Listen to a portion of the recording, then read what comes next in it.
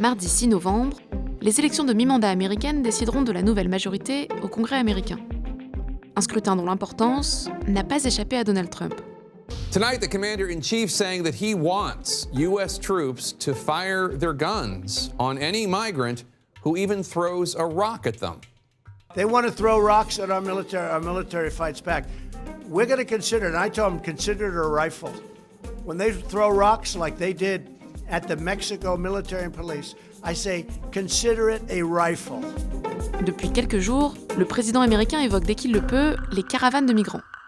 Deux cortèges composés de plusieurs milliers de personnes qui, depuis quelques semaines, traversent le Mexique en direction de la frontière américaine. As far as the caravan is concerned, our military is out.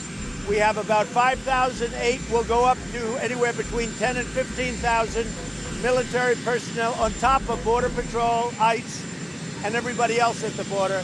Nobody's coming in.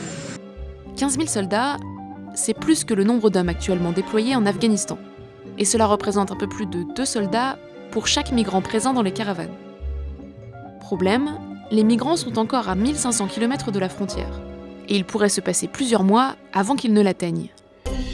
Mais c'est probablement une autre échéance que Trump a en tête. Le 31 octobre, il publia sur son compte Twitter un clip de campagne au message on ne peut plus explicite.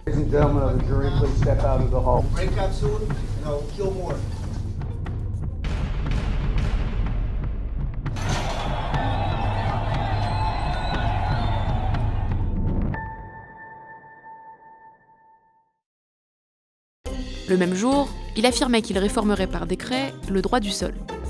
Autrement dit, le fait d'obtenir la nationalité américaine pour toute personne née aux États-Unis, garantie par la Constitution américaine. Une annonce qui n'a pas plu à certaines personnalités politiques, y compris dans son propre camp.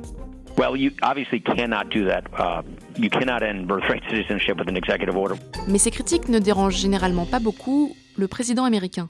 Paul Ryan devrait se concentrer sur la conservation de la majorité au Congrès plutôt que donner son avis sur le droit du sol. Il n'y connaît rien. D'autant plus que miser sur l'immigration lors d'une campagne électorale I will build a great wall. est une stratégie qui, par le passé, lui a plutôt réussi.